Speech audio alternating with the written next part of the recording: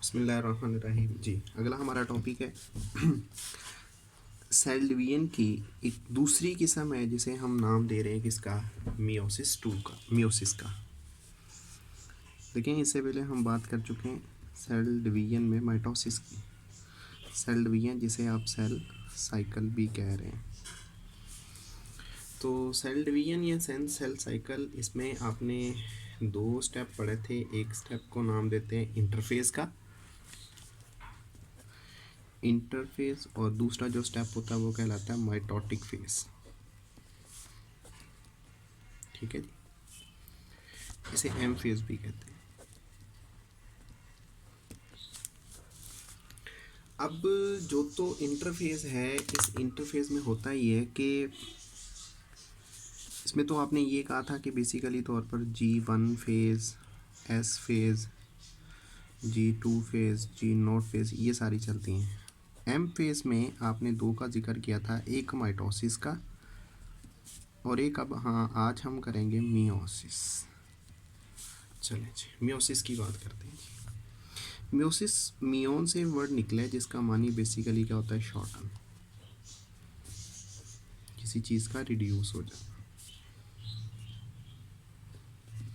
यहाँ पे जिस चीज़ को रिड्यूस किया जाता है वो क्या है, क्रोमोसोम। ठीक है, जबकि माइटोसिस में आपने ये कहा था कि क्रोमोसोम रिड्यूस नहीं होते, लेकिन यहाँ पर जो क्रोमोसोम्स हैं वो क्या हो रहे हैं, वो रिड्यूस हो रहे हैं। ठीक है, अच्छा, अब ये जो क्रोमोसोम्स हैं ये रिड्यूस कैसे होते हैं, ये किन सेल्स के अंदर बेसिकली मियोसिस हो रही है। असल में हमारे पास जो जर्म लाइन सेल्स होते हैं, इन सेल्स के अंदर जो चीज़ पे की जा रही है वो क्या है, वो मियोसिस होती है। सपोज दैट आपके पास एक सेल है, इसमें 46 क्रोमोसोम्स हैं। ये सेल जब आगे जाएगा तो इसमें कितने कितने आ जाएंगे, 23 और 23। इसे मियोसिस कहा जा रहा है। तो हमारे जर्म लाइन सेल्स दो ही होते हैं, मेल में स्पर्म्स की फॉर्मेशन और फीमेल में एग्स। दूसरी बात ये कि अब जो स्पर्म्स बनते हैं इनमें भी 23 क्रोमोसोम्स होते हैं, जो एग्स प्रीपेयर्ड हो रहे हैं इनमें भी 23 ही क्रोमोसोम्स मौजूद हैं। सेकंड, मियोसिस के भी जो फेजेस होते हैं वो सिमिलर टू माइटोसिस जैसे ही होते हैं, यानी कि इसमें भी प्रोफेज, लेकिन फ़र्क ये है कि इसकी प्रोफेज माइटोसिस की प्रोफेज से थोड़ी डिफरेंट होती है। इसकी प्रोफेज 1, सिमिलरली मेटाफेज, तो उसको भी आप बोलोगे मेटाफेज 1, क्योंकि मियोसिस के दो स्टेप होते हैं, एक मियोसिस 1 और एक मियोसिस 2। तो प्रोफेज 1, मेटाफेज 1 और एनाफेज 1, और इसके बाद टेलोफेज 1। तो ये इसके बेसिकली क्या हैं, स्टेप्स होते हैं, सिमिलर टू माइटोसिस जैसे ही हैं ये भी। तो लेकिन ये वाले जो 3 स्टेप होते हैं ना, ये सारे के सारे एक दूसरे के साथ मैच करते हैं, यानी कि जो आपने इन माइटोसिस में पढ़े थे सिमिलरली ये वैसे ही होते हैं। लेकिन इनकी जो प्रोफेज होती है ना, प्रोफेज ये सबसे लेंथी होती है और थोड़ी सी टिपिकल सी होती है। ठीक है, ये जो प्रोफेज है ये थोड़ी सी बड़ी भी होगी, यानी कि इसको जो ड्यूरेशन होता है वो ड्यूरेशन भी ज़्यादा है, और दूसरी बात ये कि ये थोड़ी सी टिपिकल भी होती है। अच्छा, होता ही है इसमें वही सबसे पहले स्टेप कि न्यूक्लियर मेम्ब्रेन टूट जाएगी, न्यूक्लियर जो मेम्ब्रेन है वो डिसअपीयर हो जाती है। ठीक है जी, न्यूक्लियोलस डिसअपीयर हो जाता है,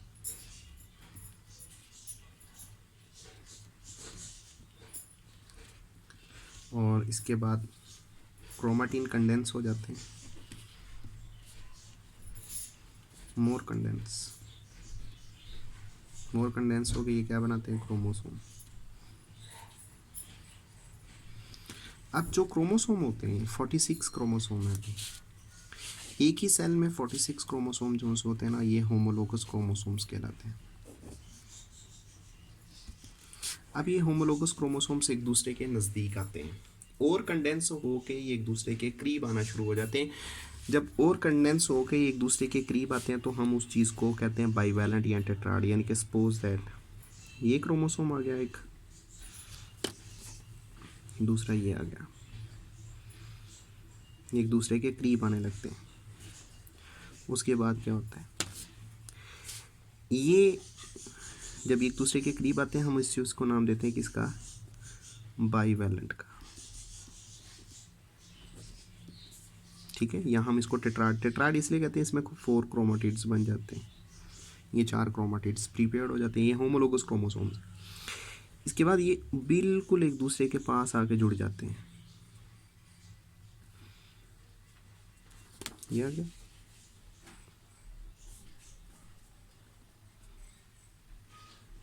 और ये एक दूसरे के बिल्कुल साथ जुड़ जाते हैं। जब ये साथ जुड़ जाते हैं इस कंडीशन को नाम दिया जाता है किसका, साइनैप्स। साइनैप्स का बेसिक मतलब होता है ब्रिज। ठीक हो गया।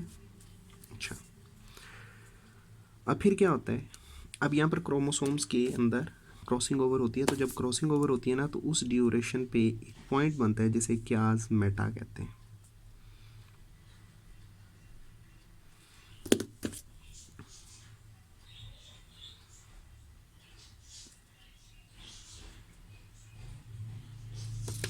ये वाला जो पॉइंट है ना इसे क्याज मेटा कहते हैं। अब फिर क्याज मेटा के बाद अगला पॉइंट क्या होता है, अब होती है क्रॉसिंग ओवर।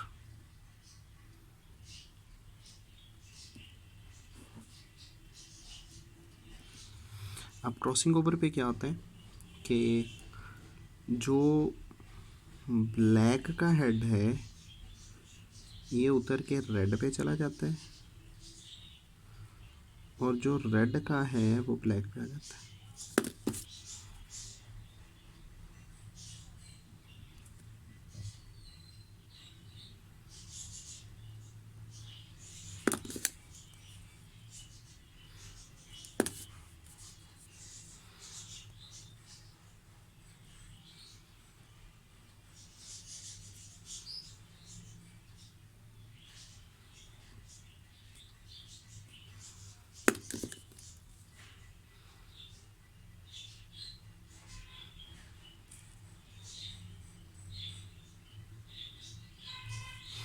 ये क्रॉसिंग ओवर है और ये हेड एक्सचेंज हो गए। देखिए यहाँ पर एक ऐसा पॉइंट है कि वो ये कह रहे हैं कि बेसिकली तौर पर जो होमोलोगस क्रोमोसोम्स होते हैं इनके हेड एक दूसरे से साइड पर हो जाते हैं, ये हेड एक दूसरे से साइड पर हो रहे हैं, लेकिन अदरवाइज एक जगह पर क्रोमोसोम्स आपस में जुड़े रहते हैं। जिस जगह से क्रोमोसोम्स आपस में जुड़े रहते हैं उस चीज़ को नाम देते हैं सेंट्रोमेयर का। ये वो जगह जहाँ पर क्रोमोसोम्स आपस में जुड़े रहेंगे, यहाँ से अलग नहीं होंगे। फिर इसके बाद क्या होता है कि यही जो क्रोमोसोम्स होते हैं ये चले जाते हैं किसमें, मेटाफेज। मेटाफेज आपने पहले भी पढ़ी हुई है कि दरमियान में क्या बन जाता है कि बेसिकली तौर पर एक प्लेट बन जाती है, मेटाफेज प्लेट बन जाती है, यानी कि सपोज दैट आपके पास ये सेल है तो सेल के दरमियान में यहाँ पर ये मेटाफेज प्लेट बन जाती है। यही क्रोमोसोम जो होते हैं ये मेटाफेज प्लेट पे आ जाते हैं, यहाँ पर सेंट्रियोल्स मौजूद होते हैं, ये क्रोमोसोम यहाँ पर तरतीब शुरू हो जाते हैं। ठीक है जी, तो ये यहाँ पर कैच हो जाते हैं। कुछ ऐसे होते हैं जो क्रोमोसोम्स को नहीं कैच कर पाते स्पिंडल फाइबर्स, वो वाले आपस में फ्यूज़ हो जाते हैं। तो ये मेटाफेज के बाद फिर चला जाता है एनाफेज में, और सिमिलरली यही एनाफेज के बाद आगे चला जाएगा किसमें, टेलोफेज में। ये फेज हम पहले भी पढ़ चुके हैं, बस इसका जो डिफरेंस था वो ये वाला था, जो प्रोफेज इसका सबसे लेंथी होता है। ठीक है जी, तो ये हमारे पास था मियोसिस 1। सो सिमिलरली इसी तरह मियोसिस 2 है। मियोसिस 2 सिमिलरली माइटोसिस जैसी ही होती है, उसमें कोई चेंज नहीं आता। जो स्टेप आपने वहाँ पर पढ़े हैं मियोसिस में वही वहाँ पर होंगे, लेकिन फ़र्क सिर्फ ये होगा कि वहाँ पर आपने कहा कि जो प्रोफेज़ 1 होती है, लेकिन यहाँ पर आप ये बोलोगे प्रोफेज़ 2 होती है। सिमिलरली फिर आप ये बोलोगे कि यहाँ पर क्या होती है, मेटाफेज़ 2 होती है। ठीक है, फिर सिमिलरली आप एनाफेज़ की बात करोगे, एनाफेज़ 2, फिर सिमिलरली टेलोफेज़ 2। ठीक हो गया जी, तो ये हमारा टॉपिक था। तो इसके बाद हम नेक्स्ट करेंगे सिग्निफिकेंस ऑफ मियोसिस।